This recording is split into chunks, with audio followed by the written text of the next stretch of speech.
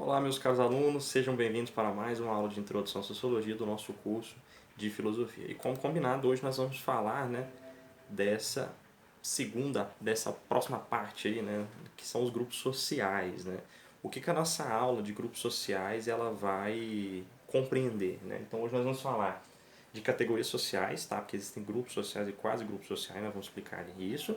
Nós vamos falar também dos estereótipos e dos tipos de agregados sociais. E depois nós vamos para as características dos grupos sociais propriamente ditas, ok? Então tem muita coisa para a gente conversar hoje, fiquem ligados. Então vamos começar, vamos começar falando das categorias sociais. Em sociedade, é muito comum que a gente categorize as pessoas a partir de diversas formas possíveis, A gente vai sempre estar ali rotulando as pessoas. O ser humano não é um animal que rotula, Acho que Deus colocou Adão no jardim para que ele desse nome aos animais, E desde então a gente sai rotulando, tentando colocar tipos, e marcar as pessoas, E isso acontece muito. E em sociologia é importante haver essa rotulação, essas categorias. Por quê? É com essas categorias que é feito o estudo sociológico, tá? A questão é a seguinte, existem várias categorias sociais. E dependendo do ponto de vista que você está abraçando, você pode marcar as mais variadas nuances. Então, por exemplo, eu posso fazer... Uma pessoa normal pode classificar em pessoas religiosas e pessoas não religiosas. Uma pessoa religiosa pode classificar em religiosos protestantes, religiosos budistas, religiosos católicos, religiosos... Entende? E outro pode... Um católico ele pode, por exemplo, classificar em leigos e clérigos, Então existem categorias diferentes dependendo da análise que você está fazendo. Mas em sociologia existem umas categorias sociais que são mais amplas, que é as das quais a gente vai falar aqui, que é exatamente para poder estar realizando esse estudo. Mas você pode observar que é importante para o controle social conhecer bem essas categorias. Para isso que existe o IBGE. O IBGE ele sai fazendo pesquisa e tentando classificar as pessoas dentro dessas categorias, porque só sabendo bem é possível administrar bem o Estado. Então, por exemplo, só sabendo quantas mães tem, por exemplo, quantas mulheres grávidas tem? Vamos ficar com mulher grávida, que é menos amplo, Eu consigo prever, então, que daqui 7 anos eu tenho que ter escolas prontas, porque eu tenho um número maior de crianças vindo aí do que o normal, da média, entendeu? Então existem categorias de jeito que precisam ser estudadas. Para o controle social é bom conhecer bem as categorias sociais da sua sociedade. Bom, mas em sociologia a gente trabalha com algumas categorias, que é o parentesco, Então essas variações de parentesco, pai, filho, mãe, e por aí vai. Ou sobrenome, clãs, organização de família e tal. Riqueza, rico, pobre, classe média, essas categorias são importantes para fazer alguns estudos. Ocupação, então olhar bem o que essa pessoa faz em sociedade, Se ela está, qual a profissão, do que ela se ocupa. A educação, analfabetos, formados, pós-graduados e por aí vai. Religião, pessoas religiosas, de que credo, por aí vai. Fatores biológicos, negro, branco, alto, branco, homem, mulher, Então esses fatores são importantes para estar marcando aí as categorias sociais. E repito, existem várias categorias sociais. A sociologia se ocupa dessas mais amplas aqui, mais importantes. Mas dependendo do estudo que você for fazer, você modifica aí a forma como você vai categorizar a sociedade, ok? Então vamos agora para a próxima. Continuando aqui, é importante observar um fator muito comum que acontece na sociedade quando está se falando de categorias sociais, que é o estereótipo, tá? O estereótipo ele surge exatamente porque nas sociedades há categorias sociais, entendeu? E quanto mais ampla é uma sociedade, mais categorias sociais diferentes ela vai conceber. Logo, mais estereótipos se tornam possíveis, tá? Então vamos pensar aqui o que é o estereótipo, O estereótipo ele pode ser definido como construções mentais falsas, imagens e ideias de conteúdo alógico, sem lógica nenhuma, que estabelecem critérios socialmente falsificados, tá bom?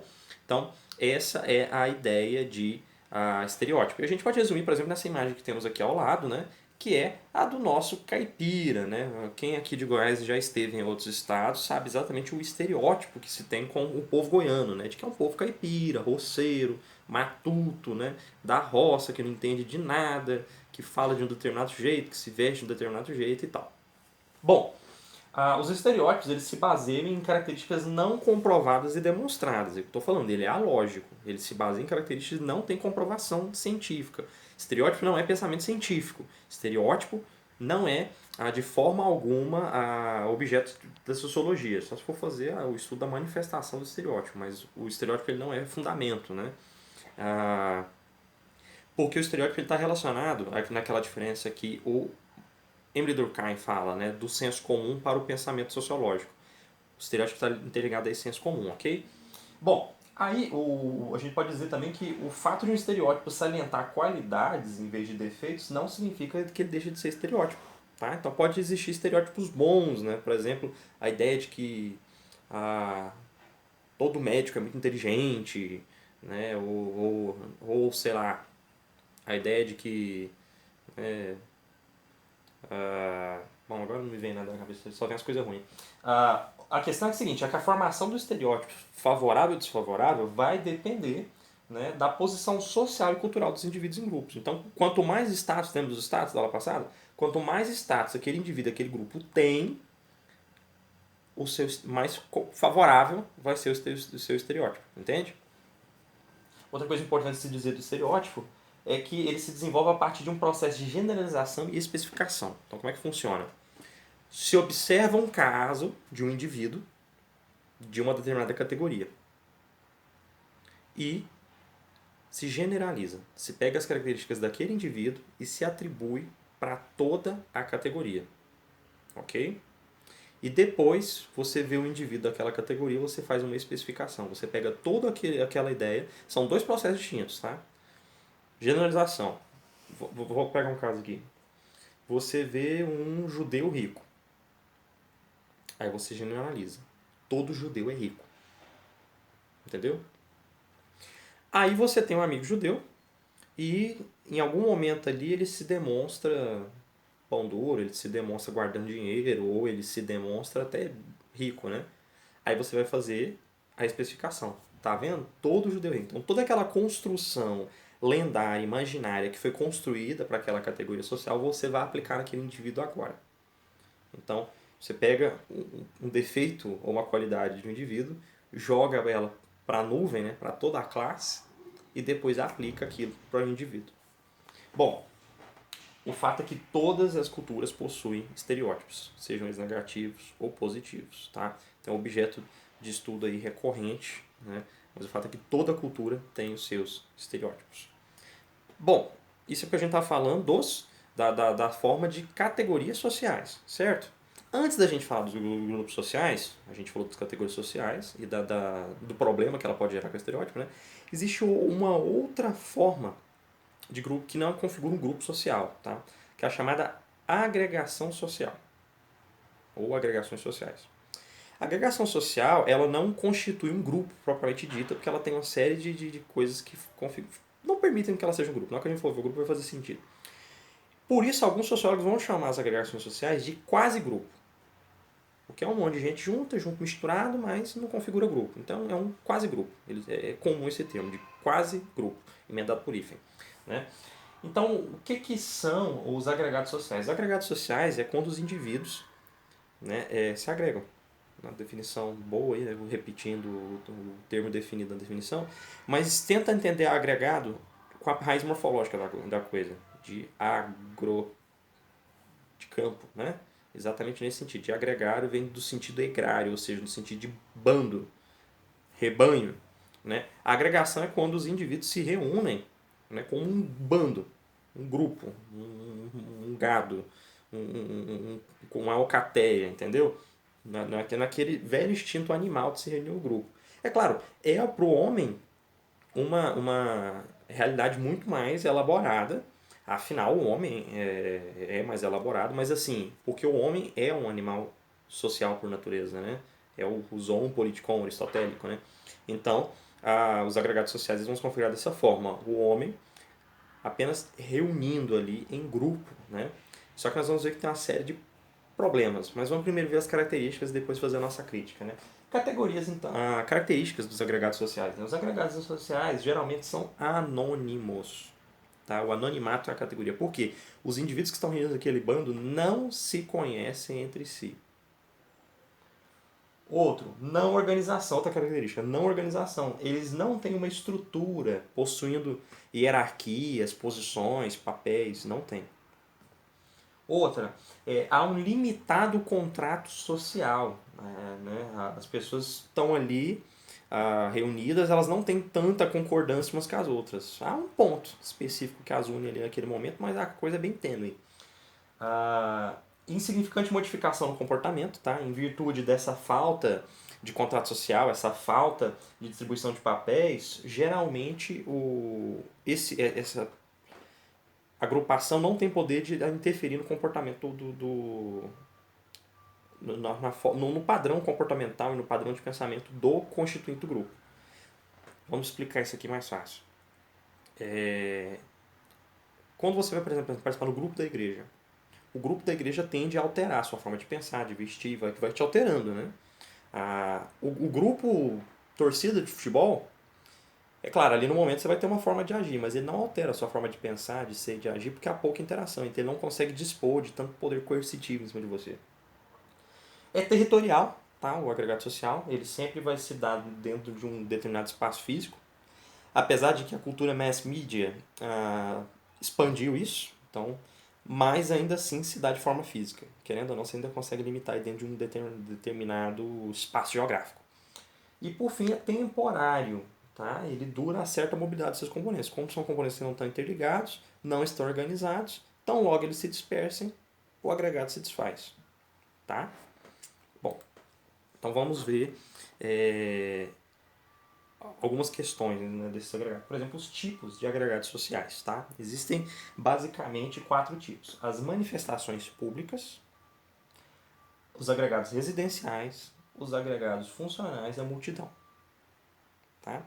As manifestações públicas é qualquer agregado, né, grupo ali de pessoas que vão se agregar, se reunir para estar expressando a sua forma de pensar, expressando, exigindo algo, né? E por aí vai. Os agregados residenciais, eles funcionam diferente da vizinhança. A vizinhança é um grupo social, porque interage. Você conhece o nome da fulana, você pode pedir uma ajuda para o seu vizinho da frente, se vê alguém estranho entrando na sua casa, ele chama a polícia. Há uma relação. Né? Na medida que as cidades crescem, a gente forma grandes complexos residenciais onde ninguém se conhece, o que você tem um agregado residencial. E da mesma forma, os agregados funcionais. As cidades grandes hoje em dia têm agregados funcionais. Por exemplo, o setor de médicos. Aí tem uma ala lá da cidade só de hospital. Ou o setor de educação, uma ala só de escolas, né? Então você tem um monte de professor agregado ali, mas ninguém se conhece, ninguém se interage, né? Aí em Brasília a gente tem o DAIA, em Anápolis nós temos o DAIA, né? É um monte de operário, mas assim, não há uma interação social, né? É um agregado, é um grupão reunido ali para trabalhar. E a multidão, né? A multidão vai se configurar aí num grupo, né? Geralmente sem uma expressão típica, né? Sem estar, como eu posso dizer, capaz de gerir e tal, como está sendo mais carregados, né? O arrastão entra aí, por exemplo. Bom, existem características dos indivíduos nos agregados sociais, tá? Os indivíduos, quando estão dentro dos agregados sociais, eles vão possuir características próprias também, né? Então, por exemplo, ele vai ter presença física, ele vai estar ali, né? Ele vai estar ausente de status, ele é só mais um no meio do povo, ele não é melhor ou pior do que ninguém. Ele vai seguir um padrão de comportamento que o grupo está seguindo naquele momento. Repara que não é um poder coercitivo como aquele que eu falava antes, não vai alterar a forma dele ser, só naquele momento que ele vai se comportar daquela forma. Vai haver um comportamento, esse padrão de comportamento ele vai se dar de forma coletiva, ele vai seguir um padrão de comportamento que todo mundo segue. E a força para seguir esse padrão é exatamente porque todo mundo está seguindo. Um anonimato, uma vez que está todo mundo seguindo, todo mundo é igual, você não tem status, então você é só mais um, você está anônimo, então você meio que vai ficar livre para fazer o que você bem quiser. E é exatamente por isso que há uma diminuição da responsabilidade social, afinal você pode fazer o que você quiser. Né? Eu gosto, para dar exemplo, pegar essas manifestações que estão tendo agora do movimento grego, do movimento negro, né? E inclusive temos uma foto dizendo isso: parem de nos matar, e usando a máscara do coronavírus e tal, né?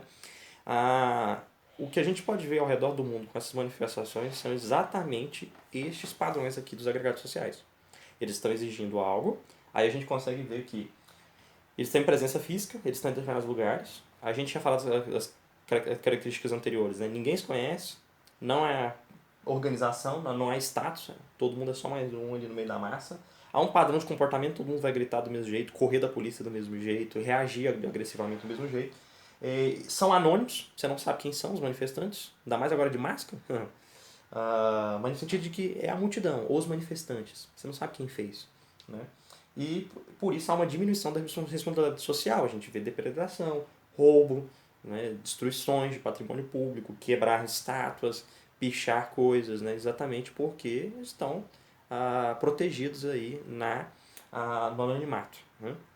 Bom, para ficar tudo muito claro, vamos tentar explicar a diferença entre categoria social, agregado social e grupo social, para ficar claro aqui que são coisas distintas, tá?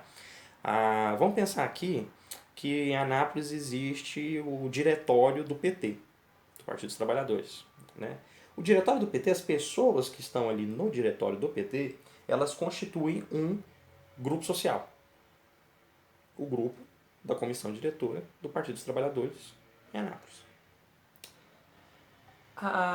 O agregado seria quando esse diretório monta um comício do PT.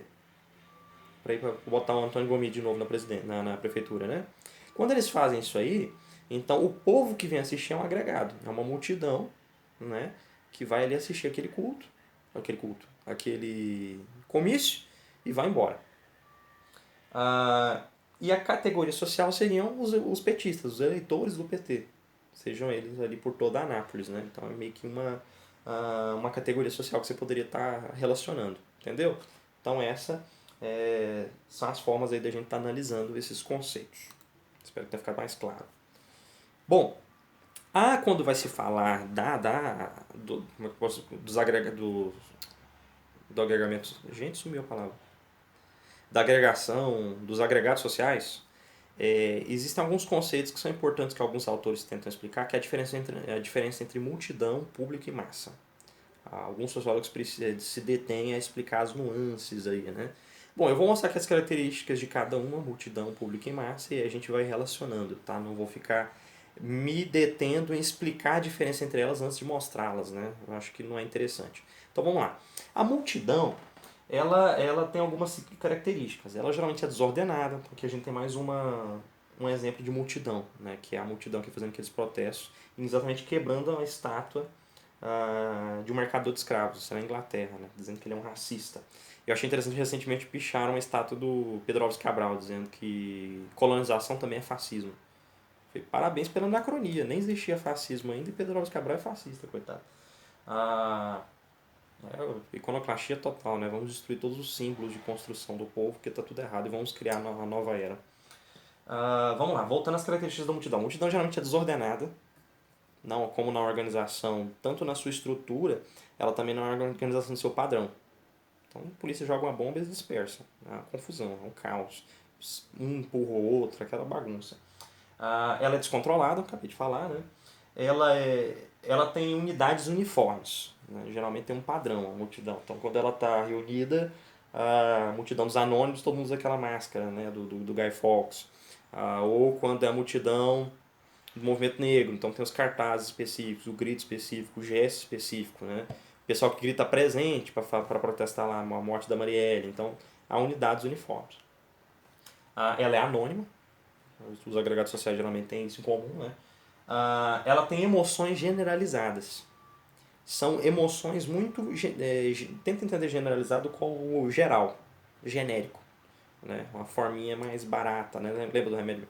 É porque é uma coisa mais abrangente. Então, assim, são emoções abrangentes para poder servir para todo mundo. Não é nenhuma emoção complexa, elaborada, porque ela tem que servir para todo mundo. Então é uma emoção específica, indignação, revolta, medo, né? Raiva do presidente, coisas assim. Né? Emoções, raiva do presidente, mas raiva por quê? Não, aí você já está... não vai estar generalizando o sentimento, né? Você vai estar tentando sentir, e não é isso que a multidão tem que ter. Ela, por causa das emoções generalizadas, ela pode ser fanática, tá? Mas em geral ela é desinibida, né? Quando você está em multidão, todo mundo fazendo a mesma coisa, você perde a vergonha, né? Então você vai fazer coisas um tanto ridículas assim, né? Eu lembro que nas manifestações da UEG, quando o pessoal ia protestar aumento de salário, greve, aquela coisa toda, sempre tinha o pessoal da musiquinha, gritava, né? Quem não pula é governista, quem não pula é governista. Porque tava do lado do Marconi, né? E aí a pessoa pulava, você fica desinibido em multidão, porque tá todo mundo fazendo. Ela também transmite nesse desinibimento uma sensação de segurança e de poder. Podemos tudo porque estamos em grupo, né? Somos fortes. E o que unifica isso é uma ideia fixa. A multidão sempre vai estar unida por uma ideia fixa, tá? Essa ideia fixa ela tem motivos inconscientes, às vezes você está seguindo nem sabe direito por quê mesmo, a coisa é muito mais forte, né? E ela tem um caráter cumulativo e circular. Você pega essa emoção da multidão e a partir do momento que você faz parte da multidão, você passa essa emoção para a multidão. E uma vez que uns aos outros estão passando, é um movimento circular. Esse movimento fica cada vez mais forte, então é uma coisa cada vez mais louca, né? Essa é a experiência que você pode ter indo a uma manifestação. Se quiser fazer esse exercício sociológico, fique à vontade. Ainda falando sobre a multidão,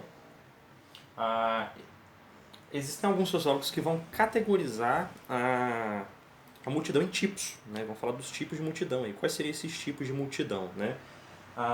Seriam as multidões casuais, aquelas que se organizam por algum motivo. Por exemplo, alguém sobe no alto de um prédio e ameaça pular. Sabe aquela galera que vai juntando embaixo ali, fica olhando e depois que passa a coisa vai todo mundo embora? É a multidão casual. Reuniu ali algum propósito específico assim e foi embora. Há multidões convencionais, também chamadas de auditórios, né? Que é aquela multidão que vai participar de algo, né? Pensem aí, pessoas que estão assistindo um jogo de futebol ou participando do programa de auditório, né? Tem a multidão ativa, que é chamada turba ou turba-multa, né? Que é essa multidão já de protesto, eles estão querendo fazer a voz deles serem ouvidas, né? As chamadas multidões em... Não, eu tô colocando errado aqui. A turba ou turba-multa é a multidão que vai fazer algo. O arrastão é um exemplo da nossa imagem aqui. A multidão expressiva que é os que querem fazer uma manifestação, que é a última exemplo. E além disso a gente tem a multidão em pânico, né? Então, por exemplo, estoura uma bomba e o povo sai correndo. Ou entram invasores de uma guerra e o povo sai correndo, né?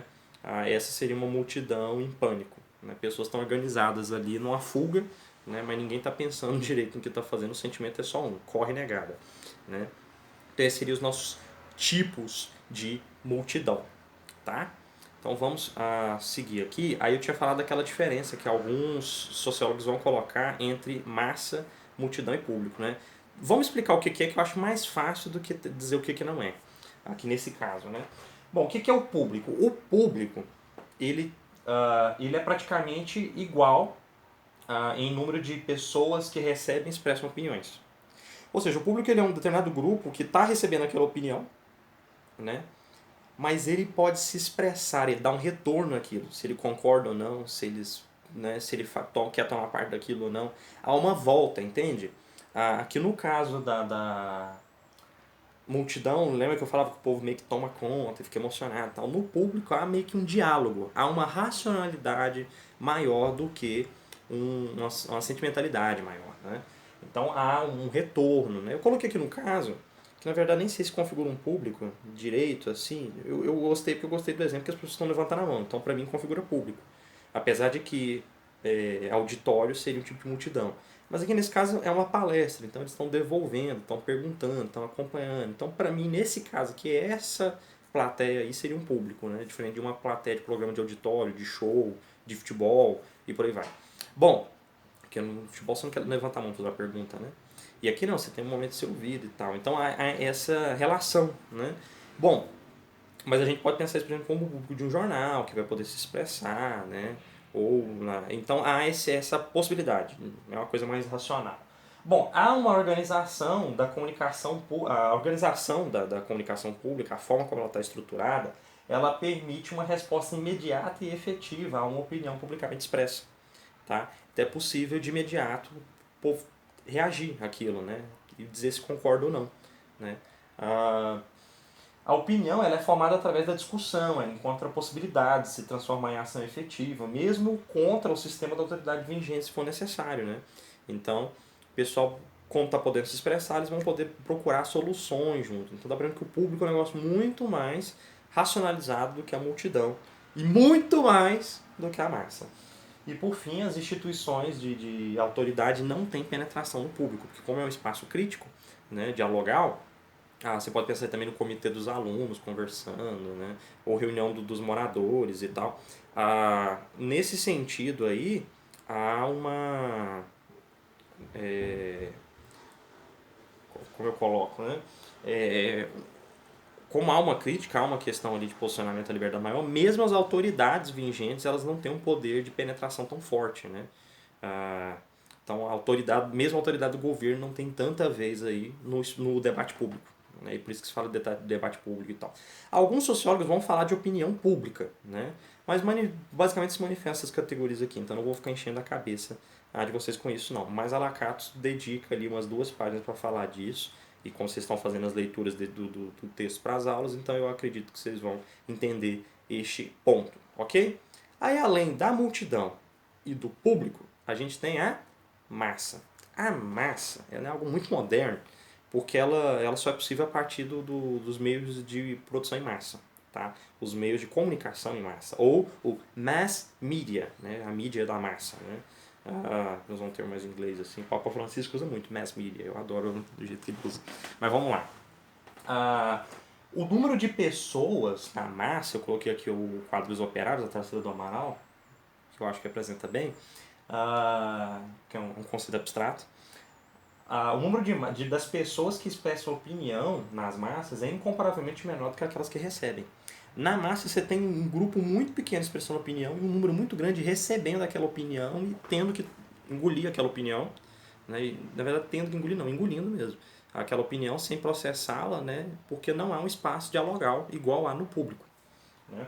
Os indivíduos eles constituem uma coleção abstrata, eles recebem opiniões e impressões já formadas e veiculadas pelos meios de comunicação em massa, né? Então, são indivíduos assim, que não tem cara. Então, aquele anonimato mantém, né? Parece que é um grupão, né? Um grupão que já recebeu uma opinião mastigada de um pensador e eles estão, ou dos meios de comunicação ali, e eles aderiram àquilo. Então, você pode pensar que nessas manifestações do movimento negro, ou seja, nas manifestações de prol do presidente, muito que a gente tem é uma manifestação através disso. As culturas de massa, as redes sociais, a mídia, a grande mídia, né? Imprimindo ideias e esse grupão apenas assimilando aquilo de forma tanto emocional, né? Mas sem muita reflexão e levando adiante, né? De forma anônima. Então você tem aquele rostão, aquele monte de pouco com a camisa do Brasil, aquele monte de moço com o braço levantado e por aí vai. A organização pública, ela impede as respostas imediatas. O jeito como está organizado o ambiente, diferente do público que permitia, aqui nesse caso não é permitida uma resposta. Você não tem como responder. Como é que você vai responder a Globo? Você não consegue. E mesmo nas redes sociais, o pessoal fala de uma democracia das redes sociais, mas é muito fácil você espalhar uma notícia. Aí para você conseguir responder, você tem que fazer que a sua chegue também do mesmo jeito, mas não chega. O máximo que você consegue é responder uma pessoa que espalhou aquela história. Mas você às vezes não tem todo aquele alcance. É diferente a coisa aí. Você faz uma notícia aí. Pega um caso aqui. Eu não gosto dele, mas esse caso foi injusto, porque por tudo que foi posto, ele foi inocentado, né? Mas disseram que o PC Siqueira tinha um caso de pedofilia. A coisa espalhou assim. Todo mundo estava comentando, quem não sabe quem é PC Siqueira, é um youtuber ridículo. Enfim, parabéns por não saber quem é. E aí, todo mundo, PC Siqueira, pedófilo, não sei o que, não sei o que. E a resposta de que ele não é, não conseguiu alcançar de tal forma. Então, assim, eu percebo que mesmo nas redes sociais, você tem uma constituição de massa tranquila exatamente por esse aspecto. Né? Os agentes institucionais, eles têm a maior a penetração, então se você tem, é o contrário do público, né? Você tem aqueles agentes, aquelas autoridades, aqueles agentes institucionais, eles conseguem penetrar facilmente e inserir a ideia deles facilmente, né? E a massa não possui uma autonomia, a massa não pensa o que vai fazer. A massa pensa o que pensaram esses agentes institucionais para ela, certo? Então é um negócio bem desumanizado aí. Ok? Passando então aos nossos amigos público e massa, suas diferenças aqui, a gente pode ir para os grupos sociais propriamente ditos. Por quê? A gente falou de categorias sociais, que não são grupos, são categorias. É o jeito de julgar alguém definindo ele em grupo. Aí a gente falou do público, da massa, da multidão, que são chamados quase grupos sociais, agora nós vamos falar dos grupos sociais propriamente ditos, ok? Os grupos sociais, eles podem surgir, na verdade vamos explicar como surge um grupo social, né? O grupo social ele pode surgir por uma aceitação voluntária de participação, tá? As pessoas quiseram pertencer àquele grupo, por indicação, nomeação ou designação, tá? Então pensa aqui, né, vamos pensar aqui num grupo social,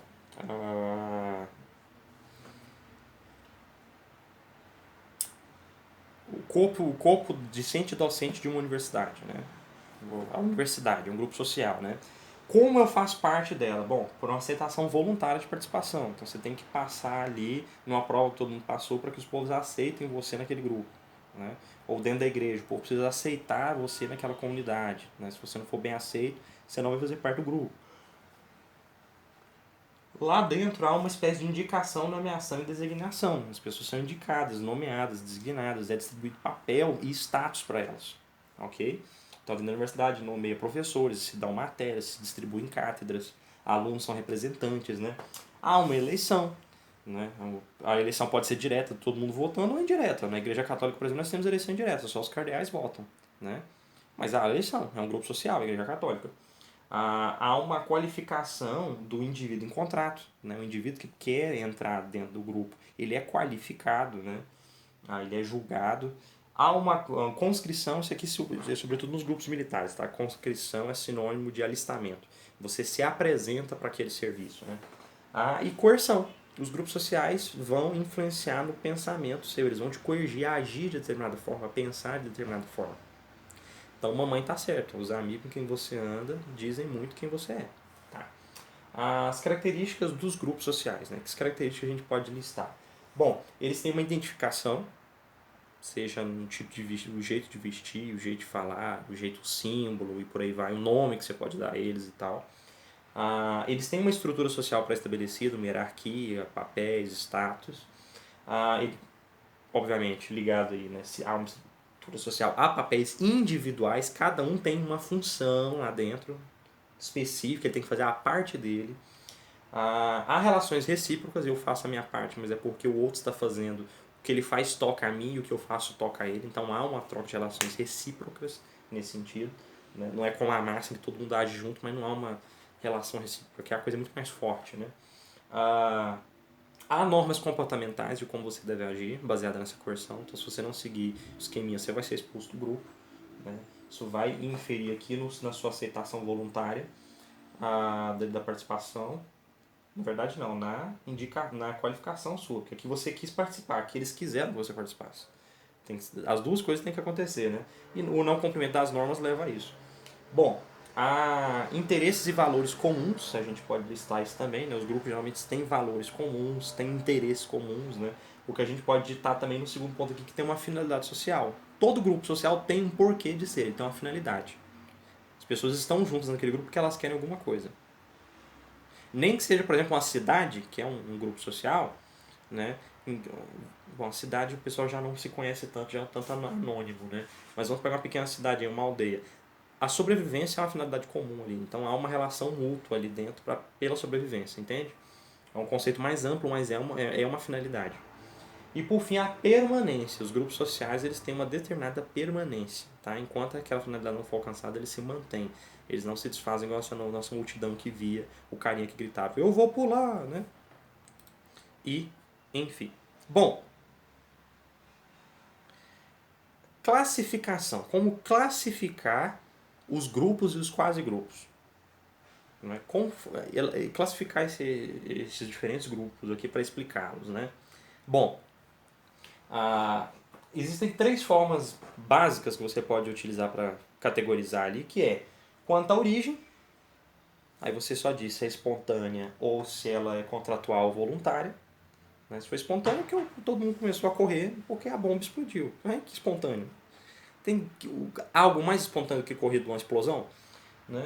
Ou contratual, o pessoal reuniu ali e criou o clube de futebol Fluminense. Né? Enfim. Quanto à duração, né, existem grupos sociais e quase grupos sociais que são acidentais ou periódicos.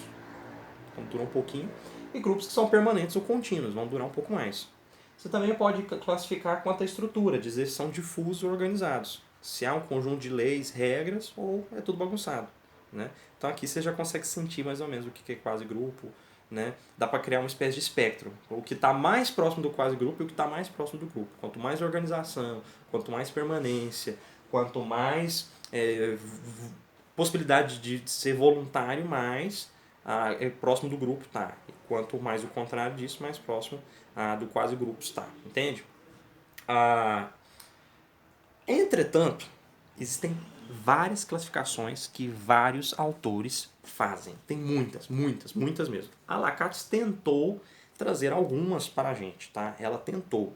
Mas assim, eu não vou ficar colocando na cabeça de vocês todas, porque é muito chato. Né? Porque são variações muito pequenininhas, assim, é só para um estudo mais complexo, assim feito. Né? Então, eu gosto mais dessa primeira colocação que ela faz, que é o ponto 6.4 do livro, né? Do capítulo 6, e que ela coloca essa estrutura aqui para que é muito abrangente e dá para poder classificar tudo. Né? Entretanto, existe, por exemplo, a classificação de Monnier, que vai dizer que existem agrupamentos biológicos, antropológicos, geográficos, territoriais e sociológicos, 3 tipos então. O Spencer, né? Lá da linha do darwinismo, ele vai falar de grupos de sustento, grupos de perpetuação, grupos de comunicação, grupos culturais e grupos protetores. Né? Então os de sustento seriam as coisas econômicas, comércio, transporte. Os de perpetuação é a família, grupo médico. Né? Os de comunicação é a imprensa. Os grupos culturais seria a igreja, a escola, né? Os clubes recreativos e científicos. Os grupos protetores seriam o Estado, os partidos políticos, as associações. Né? O Duncan, que é um norte-americano, ele vai falar que existem grupos naturais, grupos finais e grupos espirituais. É outra classificação que ele faz. Né?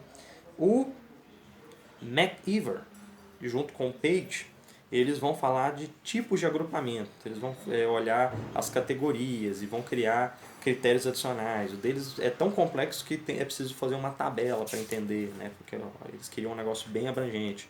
Né? O Gurvitch vai classificar quanto ao conteúdo, a amplitude, a duração, o ritmo, a medida de dispersão, a base de formação, o modo de acesso, os graus de esterilização, as funções, a orientação, o modo de penetração na sociedade global, o grau de compatibilidade entre os grupos, o tipo de coação, o princípio de organização e o grau de unidade. Né? Enquanto aqui nós temos 3 critérios, ele tem aí 15 critérios, né, para poder classificar bem os grupos. Então ele consegue um espectro bem mais claro aí para estar elaborando, mas bem mais claro porque é um processo bem mais complexo de classificação. Bom, o Charles Cooley ele vai dividir em grupos primários e grupos secundários. Essa é interessante da gente destacar, tá? Por quê?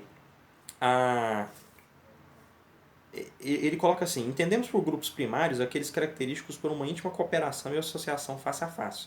São primários sobre os vários aspectos, principalmente porque são fundamentais na formação da natureza social e nas ideais do indivíduo.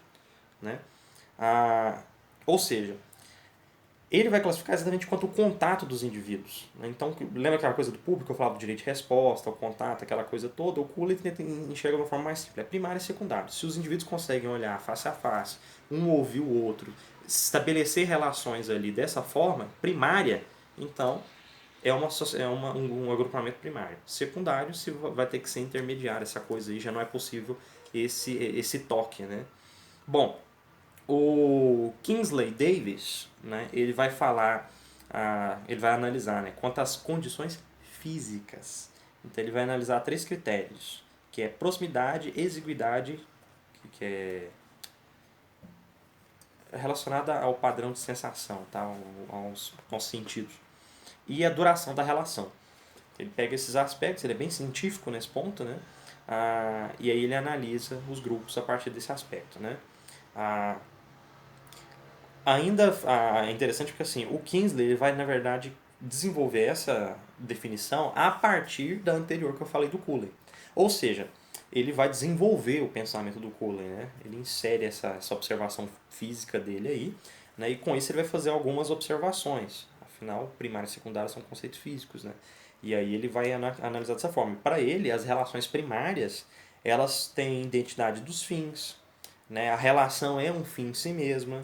A relação é pessoal, a relação é completa, a relação é espontânea, né?